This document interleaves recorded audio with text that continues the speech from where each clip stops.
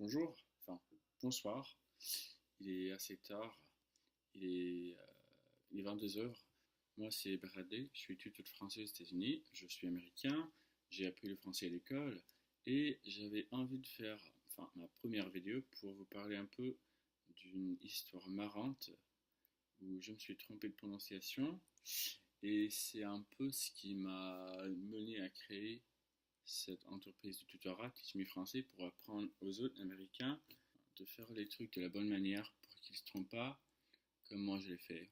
Donc, euh, à l'université, j'ai fait un semestre d'échange à Paris, à l'université de Paris-3-Sorbonne-Nouvelle.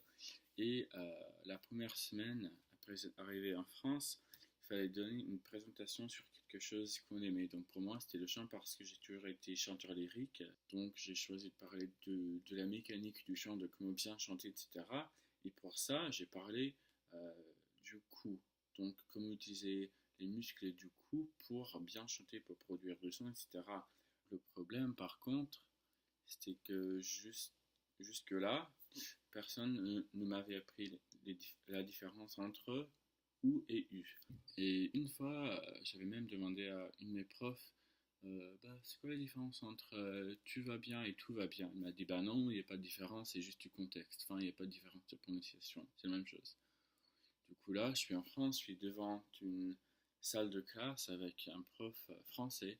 Donc, j'ai plutôt donné une présentation comme on chante avec le cul. Quand on chante, il faut créer du son avec les muscles du cul. Je crée du son avec le cul quand je chante. Les muscles du cul doivent se vibrer quand on chante pour bien produire du son. Et comme vous pouvez l'imaginer, c'était un peu le bordel parce que là, je dis que je chante avec mon trou de cul.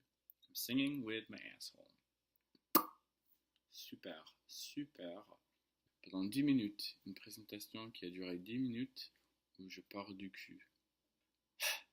Et c'est pour ça que j'ai décidé de créer mon propre, euh, ma propre entreprise de tutorat parce que je me suis dit, si après 8 ans d'études, moi je fais ces erreurs-ci, c'est certain que d'autres le feront aussi.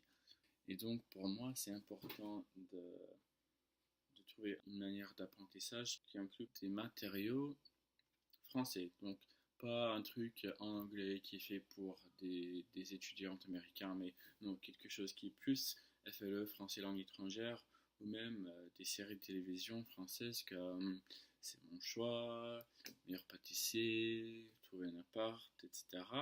Aussi des moyens mnémotoniques, comme on a en anglais par exemple, on a I before E except after C, qui est super pour se souvenir de l'orthographe, etc. Et on n'a jamais appris ça dans des cours de français ici aux États-Unis. C'était qu'après que je suis arrivé en France que j'ai appris que ces genres de choses existent parce que j'ai pu suivre des cours de linguistique française. Ce qui était génial. Bonne soirée. Peut-être qu'il y aura des prochaines vidéos où je partage un peu les, les trucs que j'ai maintenant pour éviter ce genre de choses. Merci.